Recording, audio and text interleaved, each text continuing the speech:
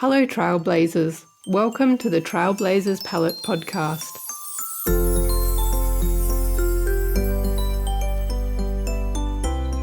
I'm your host, Sancha Marshall, and I'm really excited to share today's episode with you. I had the incredible opportunity to chat with Patrick Devonas, an artist whose work dives deep into the theme of suffering and the unexpected beauty that can emerge from it.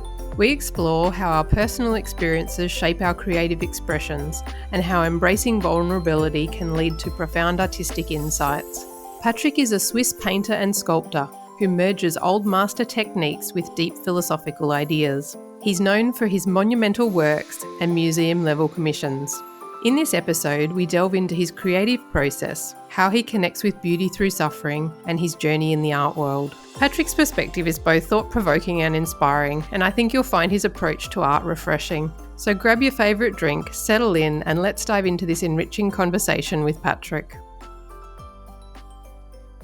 Thank you for joining me, Patrick. I'm excited to have you here. Starting out, I wanted to ask you what first sparked your interest in art and how did you get to the work you're doing today? I think I'm one of those people who just, from the very start, were intrigued by what things look like. I was born into a city with gorgeous old buildings and there's all these mountains around it and a lake, and it's almost kitschy, you know? It's kitschy, beautiful. That was one aspect. And then the other aspect was that it rains a lot there, especially in the winter. It's very gloomy. And this combination of 800-year-old city with lots of history. And I found out later that some of that history is very disturbing. And plus the gloominess of the weather. And it's almost like the ghosts of the past are around every corner. And I had this strange attraction to this kind of thing and curiosity. And it made me kind of a melancholy kid. Not always, of course, still a kid. But I think all of that sort of just the experience of being alive in this setting caused me to draw and later paint. It just sort of shoved me in that direction, just to deal with these emotions and with the experience of being alive in this setting. I can only imagine what that would feel like you describing where you grew up. I'm intrigued because I haven't travelled outside of Australia, so I'm fairly sheltered in that way and I've only experienced it here. But there's this intrigue I have with other places and the pull that you must feel with places with such history, because I think like Australia's its oldest building was like 1793, so we've only got that 200 years of history at most here. That's of course of white people, and we're only just now starting to learn of the history before that, because there's not the architectural history is what I'm talking about there. I'm fascinated, Patrick, what drives your creativity and what do you think drew you to that more melancholy type feeling, I guess? It's mysterious, you know? It's like, why are we the way we are? We're most likely not the way we think we are. We all have an idea about ourselves that is probably more or less correct, probably less correct than we think. I can't exactly say why I am the way I am. I just am. And that's mysterious to me. And I feel the same way about all others. They are full of mystery. People are so mysterious, so fascinating.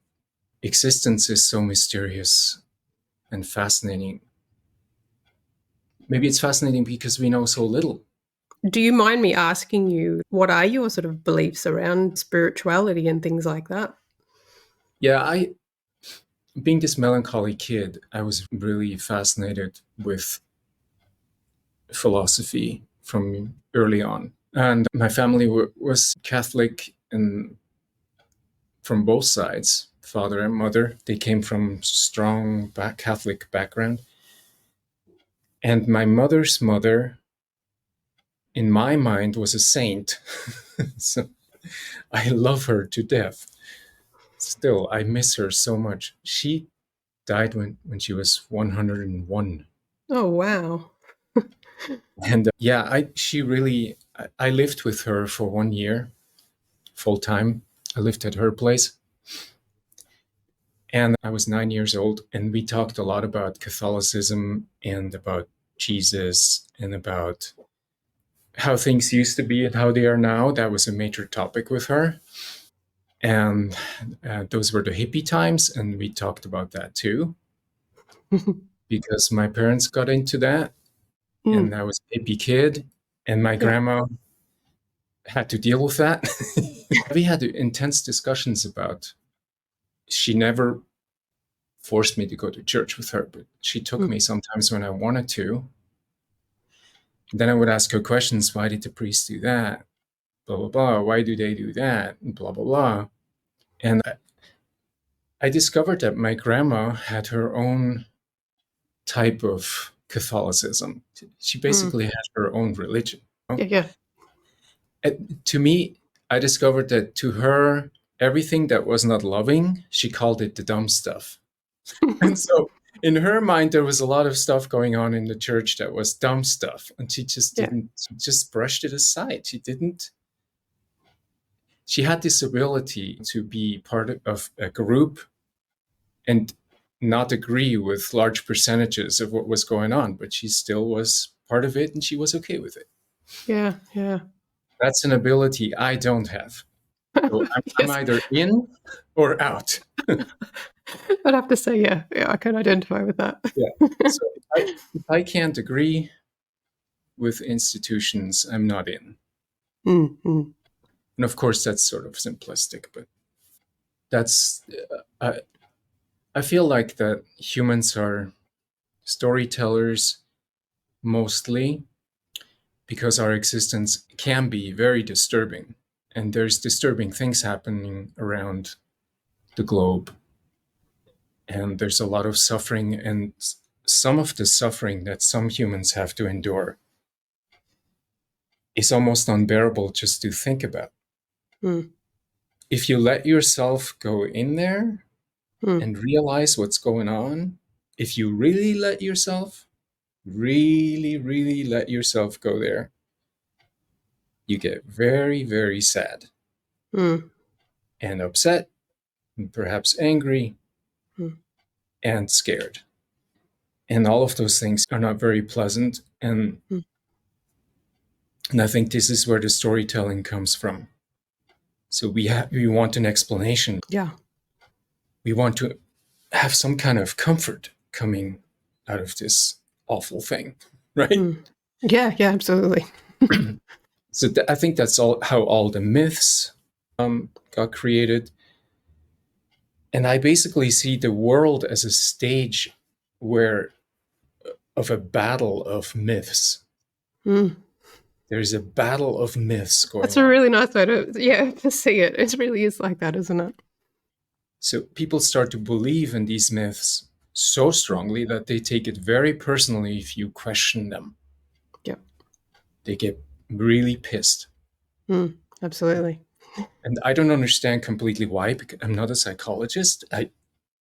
Why do they get so pissed that they actually build atomic bombs just to keep their myth alive? Yeah. But that's the big theme on this planet, I think. That's the big one. There's a lot of other ones, of course. And the other big one, I think, is the theme of love. The fact that we're equally capable of incredible empathy and self-sacrifice. So we are quite complicated, I think. Yes. And that's why spirituality is really complicated too. Yeah. And I feel like anyone who's trying to make it simple is trying to sell it. Is trying to make money. Very true. Get attention or make themselves feel good better, or be part of a tribe to feel more secure, or that just happens so fast. Yeah. I had someone tell me once that they're the three arenas that we have like wars and things over is like health, religion and politics. Like there's just this recurring institutionalization and things that happen within that. And so many smart people have written so much about that. I'm just in awe of how many smart people existed in the past and still exist now. It's just amazing how much good material is out there to stimulate yourself with. But I find that we are in danger to not take advantage of it, to stick to our stories instead of inform ourselves and take the risk to be uncomfortable. Yeah, because I think that most people do go that path of comfort, don't they? It's easier to, like you say. Yeah. It's understandable. I actually don't have a right to judge them for it. I don't have the right. I don't feel like I have a right to judge anyone for their beliefs. And I need to respect their beliefs. I do want to respect it. Even though I'm sometimes suspicious of them. Well, actually, all the time I'm suspicious of any belief. But it doesn't exclude my respect for the need that people have to believe these things. So we can, I think, principally always only talk about ourselves when it comes to spirituality. Yeah, our experience and what we've been through as to how we see it. Yeah, because everything else it has this element of dishonesty, I feel. As soon as you think you know something about God better than everyone else, and you ought to teach them on how it is in the name of God, you have a problem. You have an honesty problem. Yeah. You're fine. I like that way of looking at it, Patrick. I've struggled a lot with spirituality myself over the years because I grew up in the Seventh-day Adventist church. And my grandparents were that as well, my parents. And I left about a decade ago because it just didn't fit. It didn't feel right to be. And I never felt like I fit within the confines of what I was told to do and how to live. And I always questioned. It didn't feel true to me to say that the Bible is this one book that we live out of when there was other books and there was other knowledge, wisdom that I didn't want to toss aside because it was supposedly evil. Right. And then besides other books, there is you. Yeah. No, I see the individual as a major ingredient in this whole existence soup. The individual is as mysterious as the entire universe. It seems like every individual has an entire universe in herself and himself. That's what it seems like to me. That's what it feels like to me. Humans are so vast. I love that, actually. I love the idea of everyone being their own universe. Every human, I think even every animal, every insect, perhaps, every tree puts a different spin on everything. It's part of everything, but it puts a different spin on it. So fascinating. And of course, if you have a system that has it all outlined how it all is, you take the mystery out of all of that. Yeah. And that feels like such a boring way to live to me. I used to listen to Sadhguru on YouTube, and that he's like an Indian mystic. And in one of his videos once, he said that nobody knows like what happens after death. They can't really tell you that you go to heaven. And I really liked that open-endedness of what he said, because it finally made me go, yeah, nobody can tell me what I should believe. And it is up to the individual. It could be anything, and nobody's particularly right or wrong. So it let me let go of a lot of the shoulds I had around religion. Yeah, I think religions are now forced to become more honest. I think they've gotten more careful because of the information age. I have nothing against religion. I think freedom of religion is fundamentally absolutely important. And that means that everyone who is religious the religion they choose for themselves, that has to be respected completely, fully, right? But again, I think it's wise, people who adhere to a religion, that they are cautious with their language, that they're cautious with their own honesty, that it comes out of their mouth uh, by how they talk about what they believe. So they don't give more cause for more offense and more wars and more violence and more you against me. And, that's sort of the contradiction with a lot of Christian religions too. That they keep talking about love, but then they make sure that everyone understands that they are the right Christian ones. Yes, I've Everyone never else understood that. is wrong, and that creates such a feeling of strife. And it's not, my grandma would say, that's the dumb stuff. To her, it was not important if the Catholic Church is the true church of God. That didn't matter to her at all. What mattered to her is her Jesus she loved, and that he was inspiring her to love people. Yeah, I like that way. She sounds amazing. To me, she was amazing. And every one of my cousins, and I have almost over, on one side, I have like 46 cousins. She had 14 kids, and they had lots of kids. That's a lot of kids. I've got 3. I can only imagine 14. Wow. Yeah, but every one of my cousins... She must be amazing. Yeah, she really was something. Every one of my cousins would tell you that she was their grandma. My großmami. Yeah. We called her großmami. Yeah. To me, this kind of spirituality is, I'm interested in it. I'm the other kind, not anymore. Yeah. Because to me, it's something else. It's not spirituality. It's, I don't even want to label it or name it. It's just, I think it's, maybe I can label it dumb stuff. Yeah. Like grandma. It's just in that bucket.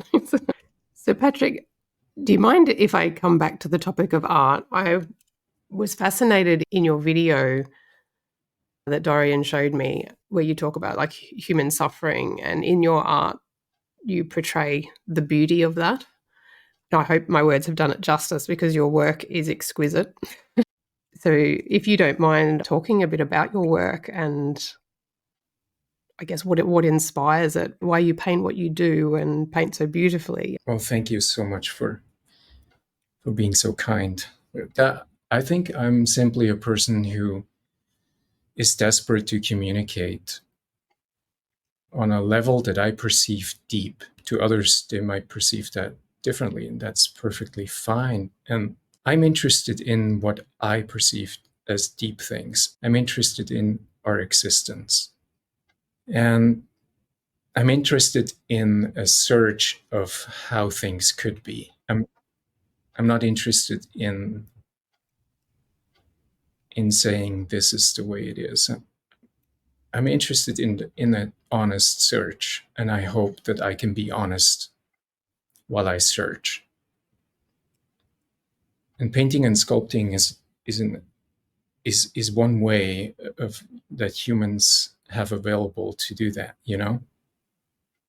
It's just 2 ways that we can choose to try to communicate with other humans. And maybe when an animal walks by, the animal maybe takes a glance too. I think we know very little about animals. I think we misunderstand them greatly. But I don't know that, so it's just a hunch I have. I also love words. I would love to be able to write better. It's not that I can't write. I think I can almost write well sometimes. Yeah. Almost. Because I keep going back to it, and then I keep getting stuck and frustrated, and I abandon it again.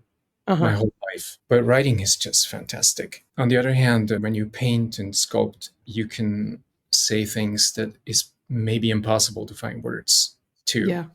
Yeah. I would agree. Yeah.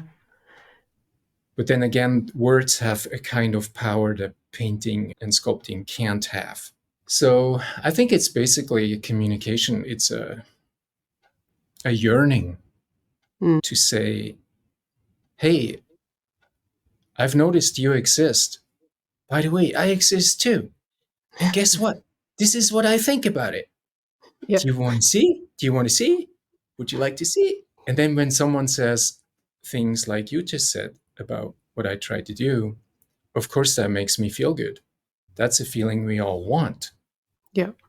and perhaps need in order Yeah. to have a sense of happiness as well. And life is not just all sad and tough. We have all these gorgeous, beautiful moments that come to us if we hang in there. Yeah. That's how I feel about life, you know? It's very true, isn't it? Yeah. It's like when it gets really, really tough, I keep telling myself, just think of grandma. Think of grandma. She made it through Second World War. Yeah. And she said, you just hang in there, you take it as it comes, and you make the best of it. That's what she used to say.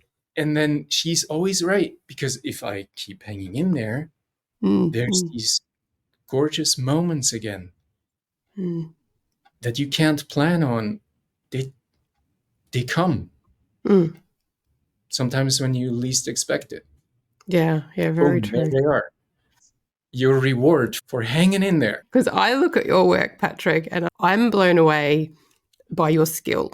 Because, and as an artist, I go, what did it take for you to get to that place? The hours and the work that you have put in. What kept you motivated? Were there times that you felt really frustrated or still do? And I just want to pack up my art studio and do something completely different. Yeah, those are very profound, deep questions that are not easily answered. Mm, Being an artist is like you swim against the current, strong one. mm, No one physically needs what we produce. mm, And then when you can find a way to make it easier, but sometimes that doesn't work for your soul. Your soul just screams out loud and says, no way, I'm not going to sell out. We can face the fact that we are full of a bunch of assumptions why we do art. And the real reason why we do it is probably found in our subconsciousness, which is the larger part of the iceberg that's not visible. mm, I suspect that everyone who is drawn to make art, the reason why they do it is very complex. And mm. the need to communicate I mentioned, but this is only a small portion of it. There's a whole array of other things that could be the reason. Yeah. And it's probably a little different for all of us because the individual, as I said before, stands supreme. Mm, It's a bit different for all of us. We are all different. We have not only a different personality we're born with, it seems like, because I had 3 kids, and I'm telling you, those 3 babies came as individuals. yeah, they do, don't They they? were totally themselves from the Yeah. first minute on. Yeah. And that's so mysterious, right? Mm. What do you do with that? And then you put the environment on top of that imposes on this individual and the experiences that they have growing up. And all of that makes an adult human being who now says, I'm an artist. So how can you simplify such a thing? Yeah, yeah, you probably can't. You're right. It is, yeah, multi-layered. It's, Mm-hmm. Yeah, but for me, communication is a major thing. I think yeah. emotional survival is another one for me. Emotional survival. It always Mm, has been my yeah. way of coping with how things are, Mm, with my sadness about the world. Also, the joy you can express in your joy. And for me, you asked about the technique. Technique is important to me a particular technique is important to me because I feel like it fits my personality. The way I paint fits my personality. It makes me happy when I paint like that. Yeah.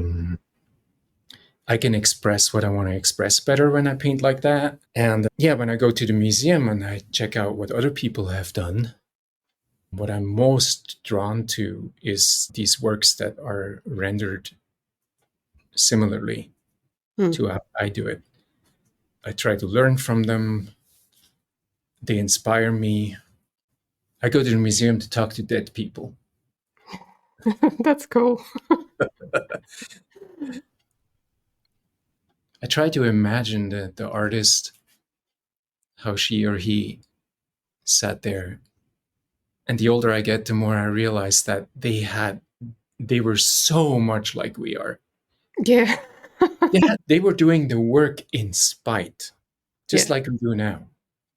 It wasn't like this romantic place. Everything was much slower. It was probably a little slower than now, but still, there was a lot going on, and they probably didn't have enough money. Yeah. A lot of them did always struggle because the nature of our profession is a little bit tends to go that way. Again, because no one really physically needs what we produce. And so I try to communicate on that level. I try to see them how they actually paint. And then I try to imagine their environment and the wars that were going on, just like now. Yeah. People go nuts. Maybe they didn't get along with their neighbor and the other neighbor they loved, and etc., etc., etc. I think history just repeats itself very much. And every generation thinks that they're super special. Yeah. It's so true. Until they discover that it's But they're just the not. same old thing. It's the Yeah. same old thing, you know? Yeah. And then we grow older and older, get closer to death. And I see death as like the climax of our adventure. Does that answer your question? I was fascinated, Patrick. That's awesome. I think that I had seen your large piece online that was it you it took you 13 years or something? The really complex piece with all the different imagery and things like that. Yeah. Do you mind talking or sharing about that? Because does that theme of kind of that suffering and death come into that? Oh, yeah. Yeah. I'm still not finished. I'm trying to find money to finish it. It's just been a real money struggle trying to do this multi-figure painting that has life-size figures in it. And it's just... Yeah. And so for those who don't know, it's a really large piece, isn't it, Patrick? Yeah, it's fairly large. It's like 8+ feet by 4+ feet. And if you're not independently wealthy, doing art like that is very difficult. Yeah, because it's time consuming too. It's so time consuming. It's crazy. And because your work would take so many hours because it is highly detailed as well. Yeah, to paint such a large painting with the technique I'm applying there is nuts. But there were a lot of nuts people walking the earth. Yeah. Most painters who did large paintings, multi-figure paintings like that, they were very successful painters and they had assistants. They didn't do this all on their own. They had people helping. So it became more realistic to pump these paintings out. I think Rubens had like 10 people working for him. Wow. Yeah. And so if you do it by yourself, and again, if you can afford to work on it full time, it's still going to take you 2, 3, 4 years easily. So if you can't work on it full time, it's gonna take you over a decade, no matter who you are. That painting is very, very personal. And I just woke up this morning and I'm gonna retitle it. I'm gonna change the title. It's about myths and it's about the war, the myth war. It's triggered by the story of a little girl that was burned as a witch. She really existed. You can read about her in the old archives of the city of Lucerne. She was 11 years old and they tortured her. What they did was when they tortured these women and children mostly, some men also, but mostly women and children. So what they did was they had a scribe record every detail painfully. You can read what they asked her and what her answer was during the torture. And her name was Katharina Schmidling, and she was 11. Wow. There was this Swiss writer who I admire very much. I think she was one of the first people who started to dig up this part of history here in Switzerland. Because Switzerland, it was really bad in the Alp region. The whole witch craze, the whole witch burning was really bad here. And Lucerne was part of it. The city of Lucerne has quite a dark history when it comes to this. So this Swiss writer, she went after this. She found this, is it called facsimile? So she found where the scribe had, written down the whole torture procedure. And she read that, and she actually wrote a novel around this little girl. And I read that novel about in 2013. I had already started the multi-figure painting I wanted to do, I think 2 years before that. Hadn't gone very far yet. And when I read that novel, it just hit me like a ton of bricks. And like, holy crap. Because I kept thinking about my daughter when she was 11. Just the thought that anything like that could happen to my daughter at the age 11. I mean, if you're a loving father, which I am, it tears you apart. It's unbearable. If you have to experience something like that, how could you still live? You don't have to be like the master of compassion to just basically die of grief. It can happen to anyone who has an ounce of compassion. Yeah. That's how awful this is. Yeah, so I got really interested into humans' capacities to hate and love. These extremes that humans are capable of. It's amazing. It's just astonishing. Yeah. Researched all those witch burnings that happened in Europe for approximately 300 years. Wow. Can you imagine 300? I didn't know it was that long. Wow. See, to me, it's a shame that people know so little about this. This is a European Holocaust of women that happened. Are we talking about this? More and more. Yeah.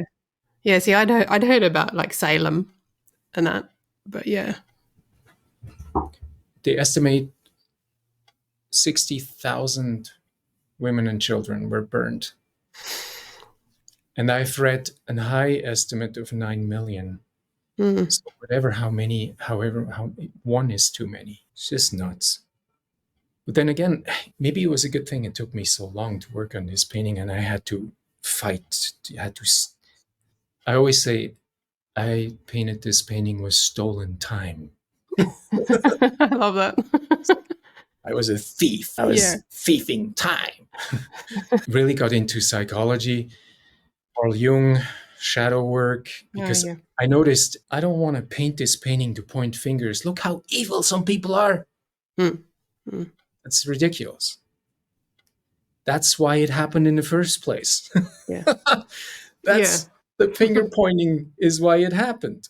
Finding someone who's the evil one, the person to blame, why things go wrong, why life is hard, why there's even such a thing as evil. It must be these people's fault. They must be wrong. It's just an unwillingness to self-reflect. If humans are not willing to self-reflect, they point fingers. Yeah, they become racists. It was basically racism against females, because there's a lot of literature you can read from the time, how they viewed women is appalling. Yeah, if you really want to get into this, is heavy stuff. Yeah. Really heavy stuff. And I think it's really important. It's really important to get into it, especially for smart people. Basically, what I want to do with this painting is to give the intellectuals, the really smart people, a shove. What I would love is to have the painting displayed, and then I would like to have an expert person on this subject on the left and an expert person on this subject on the right. And one of them is conservative and religious, and the other one is liberal and not religious at all. And then I would like to listen to them hash it out in a respectful way, have a really interesting discussion. And then after they have this discussion, let other people have a Q&A and let other people participate. I think this is something art can do. Yes. And I think that would be so incredibly fascinating, because we need the intellectuals. We need people who have read what there already is to be read, and then give us their spiel on it and explain to us what there already is. The research that's been done, the studies that have been done, a lot of us are not aware. We don't have time. Yeah. But I think most of us are not too stupid to get to understand these things. I think a lot of us would appreciate being educated on this. Yeah. And you're right. And art can spark those debates. I think art can open doors that maybe couldn't be opened otherwise. And I think our biggest responsibility on this globe is to self-reflect. And how can we help people do that instead of becoming fanatics? How can we help people to become more honest with themselves? One of my former students, she made a throne of lies out of cardboard. And she's one of my best friends now. We've been talking about the throne of lies since 15 years. Wow. And what does it mean to sit in the throne of lies? What does it mostly mean? Do you sit there and become an expert at spotting lies about what's going on in the world? Or do you become an expert at sitting there and figuring out what kind of lies you tell yourself? Probably both. Yeah. The latter is, I think, the most important. Yeah, definitely. So, Patrick, I was going to ask you if you've had in your journey key moments or practices or even mentors that have helped you in your development as an artist. Yeah, I've been very fortunate. I was able to go to school during the 80s and the 90s. There was a lot of money around, scholarships. I was very, very lucky. I studied art for 10 years straight. And of course, I had lots of teachers because I went to school for so long, and I have learned from all of them. So I'm very, very thankful for that. Very extensive education is also not to be taken for granted. Any type of education. None of us is self-made. None of us can brag to be who we are and what we've accomplished. As soon as we brag, we're not honest. Like we're just saying that throne of lies. Exactly, we're not honest. We're just telling a story to make ourselves feel good or impress other people. Truth is, we were born little babies, and if someone didn't change our diapers, we would have died. That's the truth for every single one of us, including Napoleon and all the other aggrandized humans who thought that they were more than they really were, right? I guess a lot of these statues that people erected for other people are so ridiculous because it's based on lies. It's not real. To me, the biggest act of love, or one of the major ingredients of real love, I'm not talking about kitsch. I'm not talking about professed love. I'm not talking about this kind of love that sometimes religions demand. I'm talking about a love that cannot be demanded nor professed. It just is. And I think one of the major ingredients is honesty. We can sit in that throne of lies and not lie to ourselves. I suspect something will happen with our ability to love. And like Carl Jung says, the road there is not to ignore your dark side. The road there is not to point fingers and fight your dark side. Mm. And be so scared of it that you don't even get to know it. Because it'll catch up with you. Mm. I think that has a lot of merit, what Jung says. And humans would be wise to integrate that in their belief system, at least integrate that in their belief system and apply it to their religious beliefs as well. Because like my grandma did. So if they want to be part of a religious belief system, integrate shadow work into what you believe, if possible. And if not possible, I think your religion probably has a big problem. And maybe you need to look elsewhere. But I think a lot of religions have room to improve and become more honest and help the members to be more honest with themselves so they don't go around bitter and point fingers in the name of God, which is just utter nonsense to my grandmother, who was, in my mind, a very spiritual person. The dumb stuff. Yeah, and I think all of that I tried to put into that painting. Yeah. To go back to your question, I tried to put all of that into this painting because it's so big. There's room for a lot of communication, which is so fun to work so large. That's why it's so fun, I think. To be able to communicate more. More, yeah. Yeah. In that space. Mm-hmm. Is there anything that you would like to cover, Patrick, that you feel that is important on your journey as an artist? I would like to say a few things to fellow artists who are struggling. I would like to say you are not alone. It is worth it. Hang in there. Don't give up. Try to be honest with yourselves why you're doing it. The suffering that comes along with it can be beautiful, it can be worth it.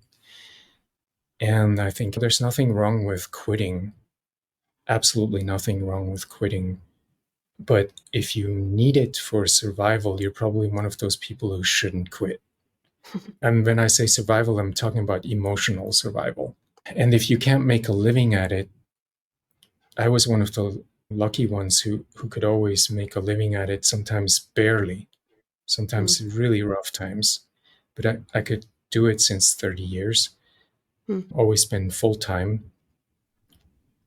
But it's been a rough ride sometimes. It's been really, really rough with sleepless nights, and so many other artists know exactly what I'm talking about, you know? If you need it for emotional survival, probably just keep going in spite. Fight in a good way. Fight in a good way that you can continue. And if you can't make a living, and if you can't do it full time, it doesn't mean you're not an artist. It doesn't mean you're not doing it. Do it anyway. Do it when you can. Steal time. Be a pirate. Be a thief. Because in a way, this is the other thing I would like to say. You know how in the medieval ages there were the jesters, the court jesters? It's estimate the power of that and make use of it. And of course you are afraid. Of course we are so afraid. But maybe we like to be afraid. Maybe we get a kick out of it. Maybe we need it. I hadn't thought of it that way, to be honest. Maybe fear is not our enemy. Maybe fear is part of what keeps us going, keeps us alive. So come to a place of acceptance that the world is the way it is, even though you feel like a misfit. It is the way it is. You can't change it. And you are the way you are. And you don't realize exactly how you are. You think you know, and you have ideas about it. But your job is to figure out how it could be. You'll never figure out the whole extent of it. You'll also never figure out the whole extent of how the world works and why it works this way. You just don't know. But what you experience is valid, and the fact that you exist is valid, and the fact that it sometimes hurts like hell is valid. And you take that and you create something unique that only you can create. And if you struggle with that, if you struggle with figuring that out, what that is fine too. Maybe you like to struggle. Maybe you need it. So try not to point fingers too much. When things go on that are really wrong, it's important to pass judgment on what's happening, but on what makes it happen, try not to put judgment on that too much, because it's too complex. People and animals and everything living, even the rocks, it's too complex to pass judgment. Final judgment. You can analyze, you have to analyze to survive, right? But that's what that throne of lies is for. You sit down. Yeah. And my former student is a genius. Trust me, this is a person who has been through hell and back. She has gone through the worst things a human being can go through, and she's still alive. And I admire her with all my heart. That's why she has this profound idea of the throne of lies. It's her idea. She came up with it. Yeah. And she enriches my life with it. You don't believe how much that idea has helped me. She has helped me survive emotionally. Isn't that just incredible? It is, yeah. Yeah. And I think that's so true, Patrick, with art. I know the creations of others help you see that different perspective and help you cope in your own life. Absolutely. Totally. Dead and alive. The dead artists from the past, they can do that for you, and the living ones can do that for you. It's all communication. It's all about emotional survival. Yeah. And honesty. What advice would you give to artists with the whole online world? You need to be a brand or a content creator and all this on social media when it feels so, well, to me, disjointed. This is someone speaking who doesn't have success doing it. It's a fascinating study on human nature, right? This whole thing. The likes and the followers and I wasn't on Instagram for a long time. I'm the old guard who didn't grow up with this stuff. So to us, it was very strange and bizarre. And a lot of us did not jump on that wagon for a long time until it was almost too late. Yeah. And I am a tech idiot. And to me, it was all, I just didn't even check it out. And came to this really late. And the followers thing is very modest for me, and the likes are modest for me. It's like, okay, so imagine yourself sitting on the throne of lies. So you post something that you're really proud of, and then people don't seem to think it's very good. So what does that do to you? So you sit in the throne of lies and you go deep down there. If you're an iceberg, what's above the water, we tend to make it look all pretty for ourselves, so we're comfortable, and for others to look at, right? Yeah. That's very human, and it's okay. It's fine. I think it's even fine to have some sort of vanity or try to be admired by others. All of that, there's room for that. When you dive into the water, there's this scary amount of ice that's you down Mm. there, with the sharks. You're from Australia. You know a lot about sharks, right? I'm so scared of sharks. It's unbelievable. You dive down there, and there probably are sharks down there, but that's not really what scares you more is what Carl Jung calls your shadow side. What scares you Mm. more is what you can find out about yourself down there. Yeah. Holy crap. There's so much down there that you're not proud of. I see this whole Instagram thing as an opportunity to take a look at my shadow side. Where do these feelings come from? Where do these thoughts come from? What's happening here? Be quite confronting. Yeah. And only you can find out. You can Yeah, have help true. from a good psychologist can help you figuring that stuff out. They can only help you. Only you can figure that out. You yourself. Mm. This is part of being an artist. Yeah. So to me, many times I thought, this whole Instagram thing, it's probably really bad for my business. It kind of makes me look not so high. Okay, I Yeah. only have this many followers. I'm this age. I've been around for that long.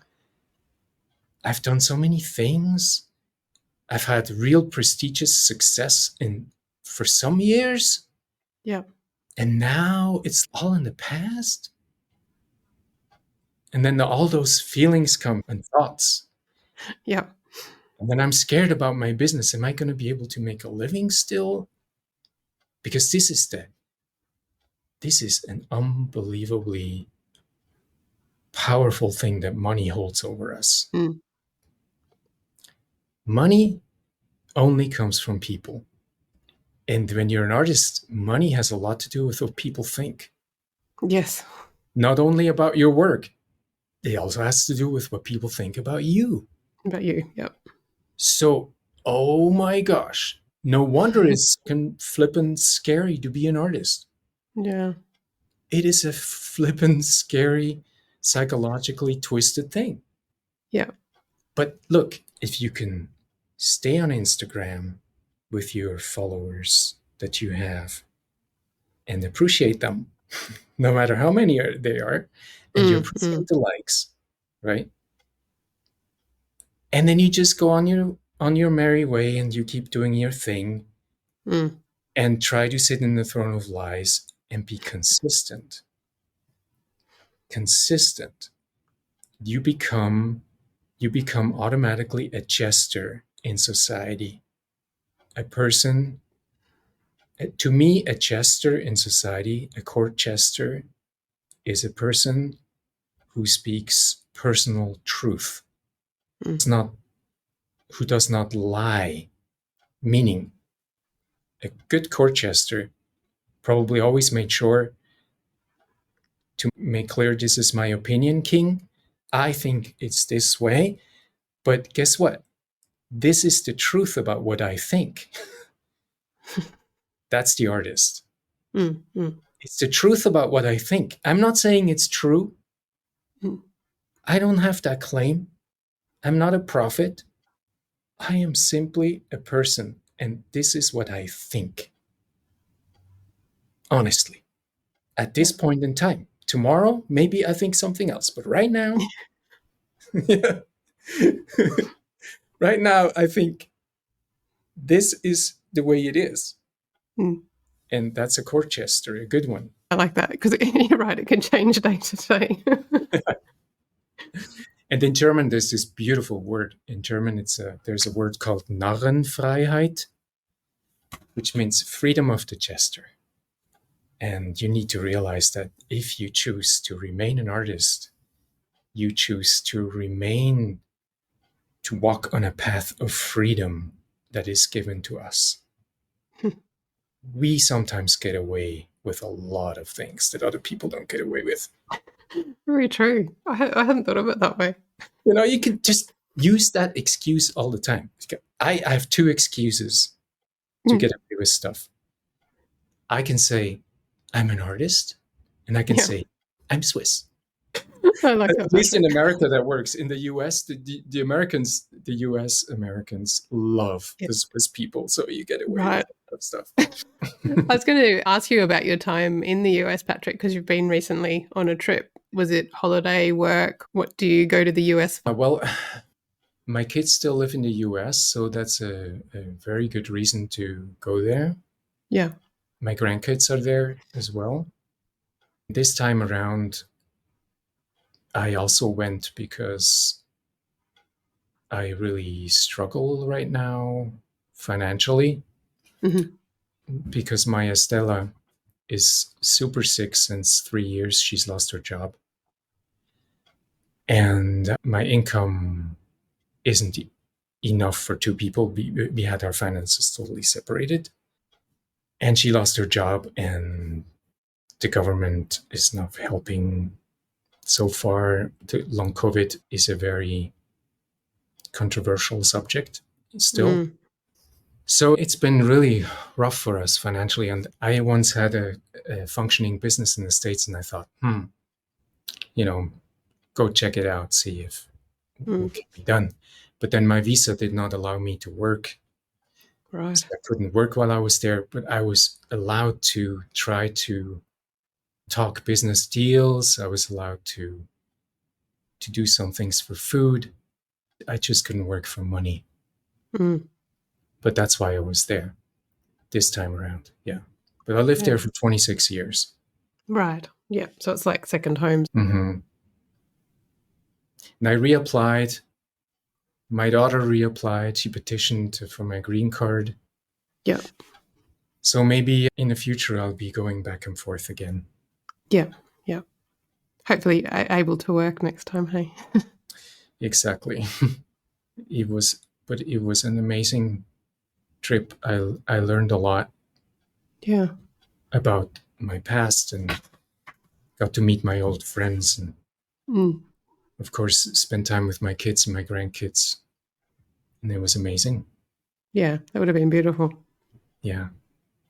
Like my little granddaughter, she's getting close to be too. Humans are so amazing, especially when they're little. Yeah. Less touched by the world, but still so much insight, I think, at times, because they tend to be very honest. Yes, sometimes to their detriment. Spontaneous to their detriment. Yes. Yes. I think we learn to put filters up and that, like you say, Mhm. environment and things like that as we get older. Yeah, that's why we need the throne of lies, Mm. because we've been through the ringer. Yeah. We've been through a lot. All of us, we've been through. Imagine what we've been through. All of Yeah. us. Every single one of us. It's a hell of a ride. It really is. Yeah. Yeah. Really true. So, do you have any projects that you're excited about or working on in the future, Patrick?